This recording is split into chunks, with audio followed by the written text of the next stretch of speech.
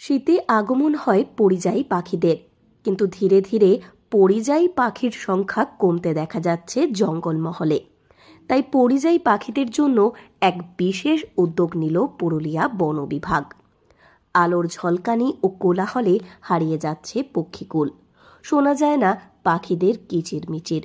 তাই তাদের ফেরাতে গাছে লাগানো হচ্ছে বিশেষ পরিবেশ বান্ধব পাখির বাসা।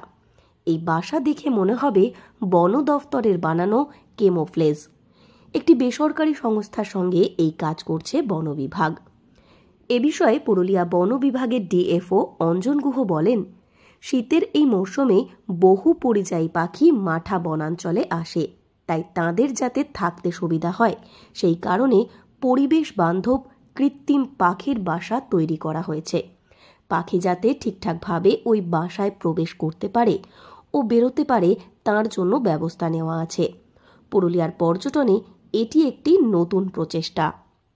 মাঠার ওই অঞ্চল দিয়ে কিন্তু প্রচুর ছোট ছোট পরিযায়ী পাখি, যারা দূর দূরান্ত থেকে, হিমালয় থেকে বা তিব্বত থেকে উড়ে আসছে, মাঠার জঙ্গলগুলোতে এই সময়ে প্রচুর পরিমাণে তাদের দেখায়। আমাদের এই যে আর্টিফিশিয়াল পাখির বাসা আপনারা দেখবেন, যেটা পুরোপুরি একটা ক্যামোফ্লেজ কালারের, এবং ওর মধ্যে পাখি যাতে ঠিক মতো ঢুকতে পারে, বেরোতে পারে, সেরকম পরিস্থিতি তৈরি করা আছে। এটা আমাদের একটা ছোট্ট প্রচেষ্টা, যাতে পর্যটনে একটা নতুন মাত্রা নিয়ে আসে। তিনি আরও বলেন, এই কৃত্রিম পাখির বাসা থাকলে যেমন পক্ষীকুলের সংখ্যা বাড়বে, তেমনি পুরুলিয়ার পর্যটন সমৃদ্ধ হবে।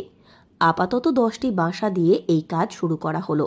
আগামী দিনে অযোধ্যা রেঞ্জ ও অন্যান্য পর্যটন কেন্দ্র, যেখানে বড় বড় গাছ রয়েছে, সেই সমস্ত জায়গাতেও এই কৃত্রিম পাখির বাসা রাখা হবে।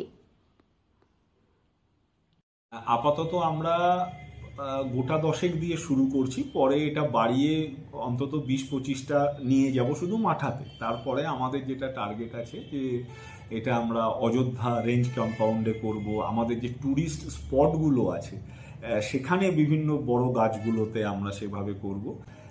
সার্বিকভাবে প্রকৃতি বৈচিত্র্য, জীববৈচিত্র্য এগুলোর একটা নমুনা পর্যটকদের কাছে তুলে ধরার জন্য। রাজ্য পর্যটন মানচিত্রে প্রথম সারিতেই নাম থাকে জঙ্গলমহল পুরুলিয়ার। শীতের মরশুমে বিভিন্ন জায়গা থেকেই পর্যটকদের ঢল নামে এখানে। অনেকেই এই সময় পুরুলিয়াতে rock climbing, nature camp, nature explore করতে আসেন। তাদের কাছে এই কৃত্রিম পাখির বাসা অন্যতম আকর্ষণ হয়ে উঠবে বলে মনে করছে বন বিভাগ। পুরুলিয়া থেকে শর্মিষ্ঠা ব্যানার্জির রিপোর্ট, লোকাল 18 বাংলা।